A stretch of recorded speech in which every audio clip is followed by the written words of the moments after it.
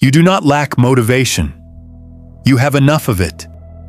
You feel it on Sunday nights when you plan the week. You feel it at the start of a new year, a new month, a new morning. Motivation arrives reliably. What fails you is something else. You open your phone to check one thing and lose 40 minutes. You begin a conversation calm and finish it reactive. You commit to a standard in the quiet of your own mind and abandon it the moment the environment applies pressure. This is not a character flaw. It is a systems failure.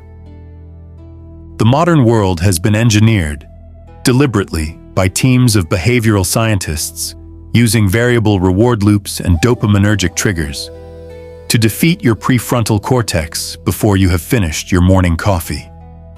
Your impulsive response is not weakness. It is the predictable output of an undertrained system meeting a well-resourced opponent. The samurai understood this problem 12 centuries before the algorithm existed. They called the solution Ryo. Both sides held at once. The capacity to feel the full force of an impulse and remain in the same breath its master. Not suppression, not numbness, mastery. In the castle town of Hikone, in feudal Japan, there lived a retainer named Daiki. He was not a general, not a strategist of renown. He was a man responsible for the lives of 11 soldiers under his command and the discipline of his own conduct before his lord. He was tested every morning, not by battle, by himself. And the 7 disciplines he practiced gave him something most men in any century never develop: a regulated nervous system that answered to his values, not his impulses. This is his code. 1. Practice Ma, the intentional pause, inserting space between stimulus and response. Every morning before Daiki spoke a single word, he sat. Not in formal meditation, in what the Japanese call Ma, the pregnant pause, the deliberate gap. The room was still. The impulse to rise, to act, to begin. He felt it. He let it arrive. He did not move. 3 minutes, sometimes 5. What this is technically doing, between a stimulus and your response lives a window. Neuroscientists call this the refractory period of the prefrontal cortex, the brief moment in which the executive brain can override the amygdala's first signal. When that window is trained, it widens. When it is ignored, when you always respond immediately, it collapses to near zero. Daiki was not meditating on emptiness. He was performing a daily resistance training exercise on the circuit that separates reaction from choice. The Stoic philosopher Epictetus named this window with precision. He called it prohairesis, the will's domain, the only thing that is truly yours. Everything outside it, reputation, outcomes, other people's behavior, is aproherton, not yours. He wrote, "Men are disturbed not by the things which happen, but by the opinions about the things." The pause is the moment in which opinion is chosen rather than inherited from impulse. The Tao Te Ching, written by Laozi in the 6th century BC, encodes the same principle in its most radical form. To the mind that is still, the whole universe surrenders. Stillness is not passivity. It is the supreme form of readiness. The Tao calls this Wu Wei, effortless, non-forced action that emerges from a centered, unhurried mind, rather than from reactive urgency. The Zen tradition delivers it as a single question that cuts through all argument. If you do not find it in yourself, where will you go to look? The pause is the finding. Everything begins there. Ma is the implementation of that understanding. For you today, before you reply to the message that irritates you, before you make the decision under pressure, before you open the application that reliably pulls you into distraction, pause. Physically stop. 3 breaths. Full inhale, full exhale, counted. This is not passivity. It is the activation of your highest faculty. The man who cannot pause is not free. He is a system running without a governor. 2. Practice FUDŌSHIN, BUDŌSHIN. The immovable mind. Emotional regulation as infrastructure. Daiki's lord was exacting. His corrections were public. His praise was rare and given without warmth.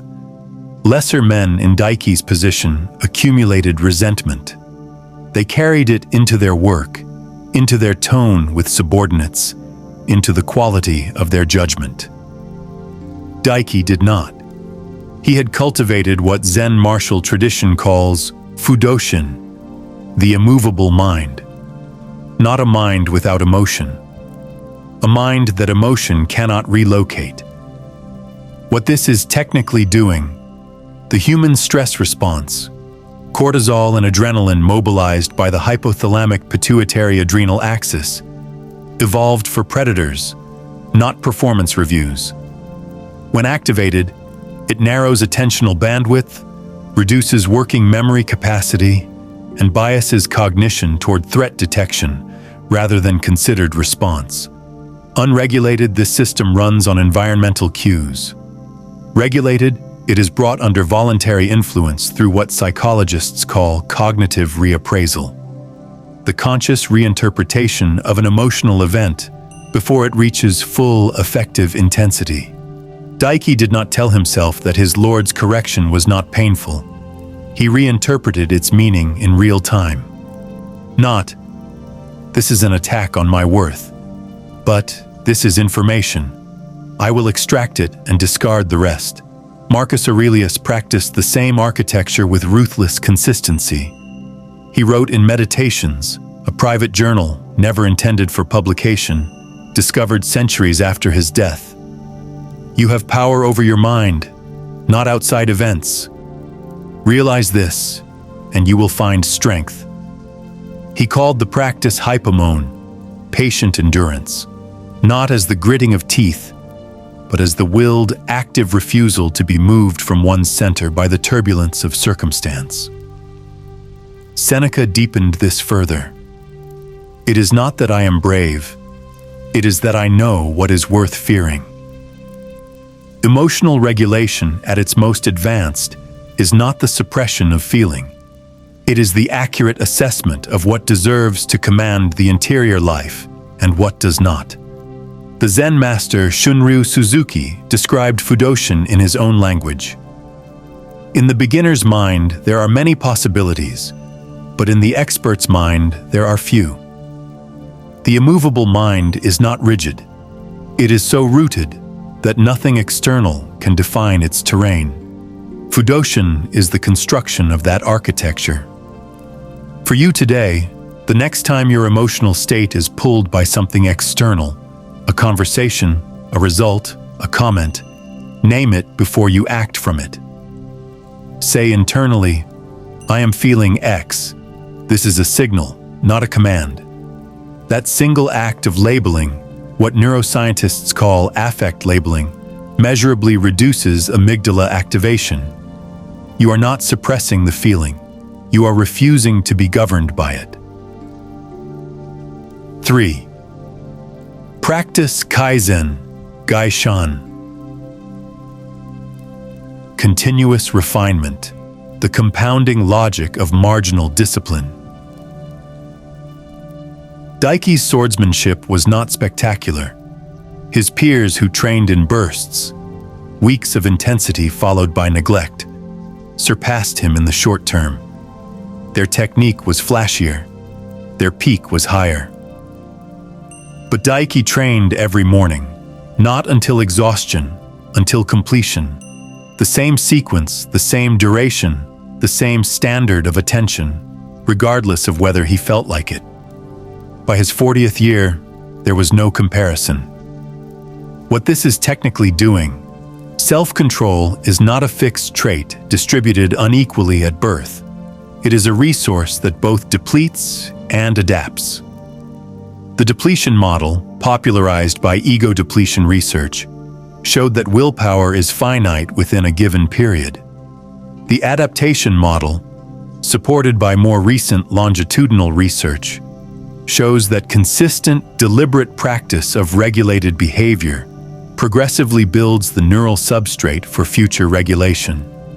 In simpler terms, the more consistently you exercise discipline, the less effortful discipline becomes. The prefrontal cortical circuits thicken. The default mode network learns to defer. What required enormous activation yesterday becomes automatic background process today. This is Kaizen applied to the inner life. Kai, change. Zen, good. Not revolution, refinement. 1% better, compounded daily into something unrecognizable over years. The Stoics called this ascesis, disciplined practice. The deliberate, repeated choosing of the harder thing in small matters so that the choosing becomes character by the time the large matters arrive. Epictetus, born a slave and held under physical constraint his entire early life, wrote with the authority of a man who had no other resource. No man is free who is not master of himself. He meant it structurally. Freedom is not the absence of external constraint. It is the presence of internal governance. The Tao Te Ching speaks of this compounding in the language of water and stone. The journey of 1,000 miles begins with a single step. But Laozi's deeper instruction is this: nature does not hurry, yet everything is accomplished. Kaizen is the human implementation of that natural law. Not forcing, not rushing, not peak and collapse. Steady, daily, inevitable. A Zen proverb makes it concrete. Before enlightenment, chop wood, carry water. After enlightenment, chop wood, carry water. The practice does not change. The man who performs it does, invisibly, daily, permanently. For you today, identify the one small discipline you abandon when conditions are difficult. Not the large one, the small one. The inbox you open before you finish your morning intention. The one unnecessary purchase. The conversation you exit prematurely rather than holding your position. Commit to that one. Today. Tomorrow. Not until you feel like it, until it no longer requires the same force of will it once did. That is the signal that character is forming. 4. Practice MUSHIN, WUSHIN. No mind under pressure. Executing from training, not from panic. The moment in battle that a samurai feared most was not the opponent's sword. It was his own hesitation. The mind that second-guesses in the moment of execution is a mind already defeated. Daiki trained not so that he would know what to do when tested. He trained so that knowing would be unnecessary. The body would already be doing it. This is MUSHIN. Mu, empty. Shin, mind. The state of pure execution uncorrupted by self-observation. What this is technically doing, cognitive psychology distinguishes between System 1 and System 2 processing. Fast, automatic, pattern-based cognition versus slow, deliberate, effortful reasoning. Under high-stress conditions, the brain strongly favors System 1. Cortisol narrows attentional resources. The working memory available for System 2 collapses. A man who has only ever practiced self-control in calm conditions will find it completely unavailable under pressure. His regulation strategy lives in System 2, and System 2 is the first thing the stress response takes offline. MUSHIN is the transfer of regulation from System 2 to System 1. Through repetitive practice in low-stakes environments, disciplined response becomes pattern, encoded not in effortful cognition, but in automatic process. You do not choose calmness in the crisis. You have already chosen it 10,000 times, so that it arrives without being summoned. The Stoics called this melite, deliberate rehearsal of difficulty. Marcus Aurelius began each morning with a practice he called premeditatio malorum, the premeditation of adversity. He imagined specifically what might go wrong that day, ran his regulated response in his mind before the day demanded it of his body, and preloaded the pattern so that the crisis found him already standing in position. Confine yourself to the present, he wrote. Not the memory of yesterday's success, not the anxiety of tomorrow's threat, the practiced readiness of this moment. Laozi describes MUSHIN as the natural state of water. Water is fluid, soft, and yielding. But water will wear away rock, which is rigid and cannot yield. As a rule, whatever is fluid, soft, and yielding will overcome whatever is rigid and hard. The undisciplined mind is rigid, brittle under pressure, shattered by the unexpected. The MUSHIN mind is fluid. It has no fixed shape to break. The Zen koan that points directly at MUSHIN asks, "What was your face before your parents were born?" Not a question to be answered with words. A question designed to stop the analytical mind entirely, to force the practitioner into direct experience beyond thought. That gap beyond thought is where MUSHIN lives, and it is trained, not found. For you today, identify the conditions under which your self-control is most likely to fail. Pressure, fatigue, public criticism, rejection, the presence of a particular person. Practice your regulated response there, not after you've failed, not in calm reflection, but in low-stakes versions of those exact conditions. Seek mild discomfort deliberately. Hold your composure there. Rehearse it until it requires no rehearsal. Your crisis self is built today, not during the crisis. 5. Sakchinitam. Practice GIRI Yiliam. Duty as structure, using commitment to others as a scaffold for self-governance. Daiki could have broken his disciplines in private. No one would have known. He chose not to, not because he feared exposure, but because he understood something structurally important. The self is not a reliable witness to its own performance. We renegotiate our standards silently, in the moment, under the influence of the very impulses we are trying to govern. He anchored his discipline to something external, to his lord, to his men, to the name he carried. This is GIRI, duty, not obligation as burden, obligation as structure. What this is technically doing, behavioral economists call this commitment devices. Pre-commitments made in a cool cognitive state that constrain the options available to the future self in a hot emotional state.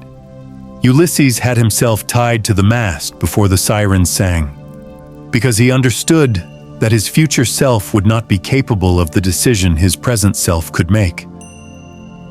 This is not weakness. It is sophisticated self-knowledge applied as architecture. When accountability is external, when another person holds the standard, the psychological cost of violation increases significantly. Social commitment activates identity-based motivation.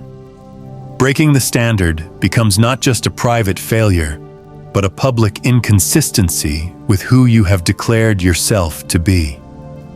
The Stoic practice of the evening examination, reviewing the day's conduct against declared standards, serves as the internal version of this structure.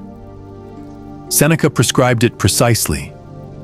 I examine my entire day and go back over what I've done and said, hiding nothing from myself, passing nothing by. The standard does not sleep. The examination does not negotiate. Epictetus extended this further. First say to yourself what you would be, then do what you have to do. Identity declared first. Action aligned to the declaration second. The sequence matters, because once the identity is named aloud, the psychological cost of betraying it rises sharply. The Tao Te Ching frames GIRI not as external pressure, but as natural alignment. To the Tao, the man of virtue is like water. He flows to the places others reject and finds his level without forcing. Duty, when deeply understood, is not constraint. It is the natural channel through which a disciplined life moves without resistance. A Zen saying completes the picture. Before you speak, let your words pass through 3 gates. Is it true? Is it necessary? Is it kind? GIRI applies the same 3 gates to action. Before you break the standard, is this true to who I have declared myself to be? Is this necessary? Is this the man I intend to become? For you today, name one discipline you are attempting to maintain in private where you have been quietly renegotiating the terms. Now tell someone, specifically, the standard, the time frame, the consequence. Not for accountability theater, for structural engineering. You are tying yourself to the mast before you hear the music. 6. Practice. ZANSHIN, KAIZEN. Sustained awareness. The discipline of attention that does not relax prematurely. After a sword strike, the student relaxes, the master does not. ZANSHIN, Zan, remaining, Shin, mind, is the maintenance of full awareness after the primary action is complete. The strike lands and the attention holds. The meeting ends and the commitment continues. The temptation passes and the vigilance remains. Most self-control failures do not happen at the point of maximum resistance. They happen in the moment immediately after, when the tension releases and the system drops its guard. What this is technically doing, psychologists call this the what the hell effect, documented in dietary research, but applicable to all self-regulatory domains. After one violation, or after one success that causes premature relaxation, individuals dramatically increase the very behavior they were regulating. The logic, unconscious and immediate. I've already broken it / I've already won it. The constraint no longer applies. This is a systems error in the self-monitoring loop. The monitoring signal that should remain active drops to 0 at precisely the wrong moment. ZANSHIN is the correction. It is the instruction to hold the monitoring loop open, not in anxious vigilance, but in calm, continuous awareness of the ground on which you are standing. The Stoic concept of prososh, continuous self-attention, is the daily practice of ZANSHIN applied to the entire life. Marcus Aurelius wrote it as a standing order to himself across the pages of Meditations. Waste no more time arguing what a good man should be. Be one.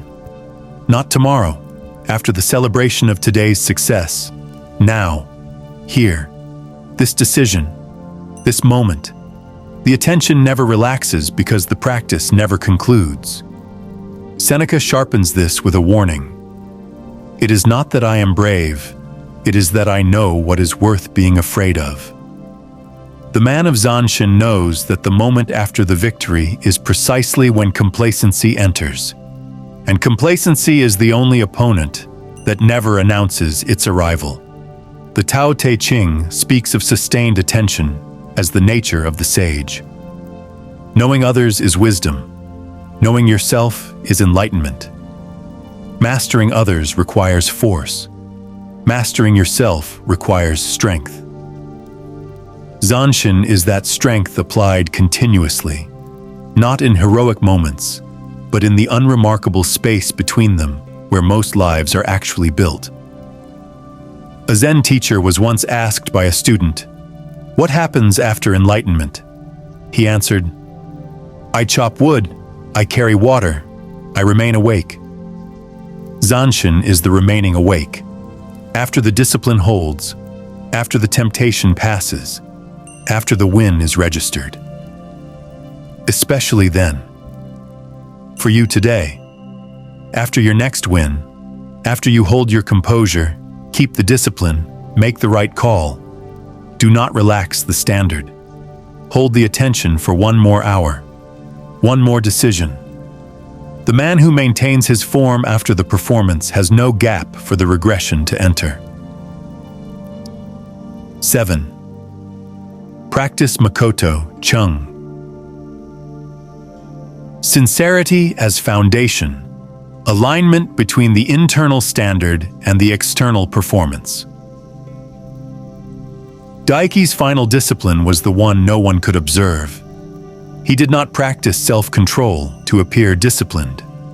He practiced it because he had determined, in the quiet of his own conscience, in the presence of no one else, that this was the man he intended to be. This is Makoto, sincerity. The alignment of the inner life with the outer conduct. The elimination of the gap between what a man performs when watched and what he practices when unwatched. What this is technically doing. Psychologists call the gap Daiki was closing self-discrepancy, the measurable distance between the actual self and the ideal self.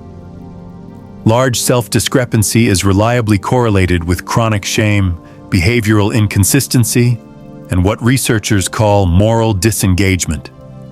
The cognitive mechanisms by which people rationalize behaving contrary to their stated values. The man whose inner standard does not match his outer performance carries a permanent low-grade cognitive load, the management of the gap. He must remember what he has said to whom. He must perform differently in different rooms. The energy spent on this management is unavailable for actual discipline. Makoto eliminates the load by eliminating the gap. The Stoic term is kalos kagathos, beautiful and good, used to describe the person whose external conduct and internal character are undivided, not acting with integrity when observed. Being integrity as a constant structural condition. Marcus Aurelius made this his personal standard. If it is not right, do not do it. If it is not true, do not say it. Not if no one is watching. Not if it serves your reputation, always, unconditionally.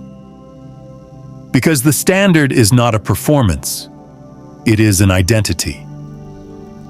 Epictetus, who had nothing to protect, nothing to perform for, and every reason to compromise, was the purest embodiment of Makoto the ancient world produced. He wrote, "Seek not the good in external things. Seek it in yourself." The man who builds his standard in the interior and then simply lives from it outward requires no audience, no reward, no recognition. The sincerity sustains itself because it answers to nothing outside itself. The Tao Te Ching names Makoto as the nature of the Tao itself. The Tao that can be named is not the eternal Tao. The truest things resist performance. A man of genuine sincerity does not announce it. It is simply visible in the accumulated texture of his choices, his conduct, his consistency over years. A Zen master asked his student, "Show me your original face, the one you had before the world told you who to be." Makoto is the recovery of that face, not the face you wear in public, not the face you perform under pressure, the one that exists when the performance is stripped away entirely, and finding that it is already, quietly, exactly the standard you intended to keep. For you today, audit the gap. In what area of your life are you performing a standard publicly that you are not maintaining privately? Name it. Do not defend it. Do not contextualize it. Then close it in the direction of the higher standard, not because anyone is watching, because you are. What Daiki's discipline actually was. Let us place it together. 7 practices. 1 system. Ma, pause before response. Insert the window between stimulus and choice. FUDŌSHIN, regulate the emotional state. Do not let the environment determine your interior. KAIZEN, refine continuously. Compound the small disciplines into character. MUSHIN, train until training is unnecessary. Transfer regulation from effort to instinct. GIRI, anchor discipline to duty. Use commitment architecture to constrain the future self. ZANSHIN, hold the attention after the action. Close the gap the regression enters through. MAKOTO, align inner and outer. Remove the performance, become the standard. Daiki was not born with exceptional willpower. He built it the way all durable things are built, through the repeated application of a system, maintained under pressure, refined over time, grounded in something larger than mood. He was not always successful. The code does not produce perfect men. It produces men who return to the standard when they fall from it, without drama, without extended self-condemnation, without renegotiating the terms. He simply began again. What this means for you. You do not need all 7. Begin with the one that most directly confronts the pattern that costs you most. If you react before you think, begin with Ma, 3 breaths before every response that matters. If your emotional state is determined by external events, begin with FUDŌSHIN. Name the feeling before you act from it. If you start disciplines and abandon them, begin with KAIZEN. 1 small practice every day, regardless of feeling. If you collapse under pressure, begin with MUSHIN. Seek mild difficulty deliberately. Practice regulation there. If you are negotiating your standards in private, begin with GIRI. Tell someone the specific commitment. If you relax after a win, begin with ZANSHIN. Hold the form 1 hour longer than the moment requires. If there is a gap between who you are in public and who you are alone, begin with MAKOTO. Close it. Today. 1 practice, 1 week, then another. The samurai called this kind of daily, systematic self-governance the way do, not a destination but a direction maintained through time. The Stoics called it eudaimonia, not happiness as sensation, but flourishing as the structural condition of a well-ordered soul. The Tao calls it returning to the root, Fu, the natural homecoming of a life aligned with its deepest nature. And a Zen master, when asked to summarize the entire path in a single sentence, said only, "Sit, be still." The answer is already here. Not the brilliant man, not the powerful man, the present one, the practiced one, the one who showed up to the discipline when no one was watching, who held the standard when it was inconvenient, who day after day gave his will what it needed before the day had a chance to take it. That is the discipline of Rio. Both sides held at once. The impulse felt. The man unmoved. For those who live with intention, subscribe. The evening disciplines are coming. Comment below, I hold the standard whether or not anyone is watching.